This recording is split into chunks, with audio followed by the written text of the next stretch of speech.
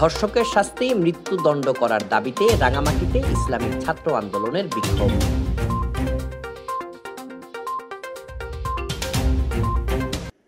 দেশব্যাপী সকল ধর্ষণের বিচার ও ধর্ষকের সর্বোচ্চ শাস্তি মৃত্যুদণ্ড করার দাবিতে বিক্ষোভ মিছিল ও সমাবেশ করেছে ইসলামী ছাত্র আন্দোলন বাংলাদেশ রাঙামাটি জেলা শাখা। সোমবার সন্ধ্যায় পৌরসভার সামনে থেকে বিক্ষোভ মিছিল শুরু করে শহরের প্রধান সড়ক প্রদক্ষিণ করে বনরূপা পেট্রোল পাম্পে গিয়ে সমাবেশ অনুষ্ঠিত হয়।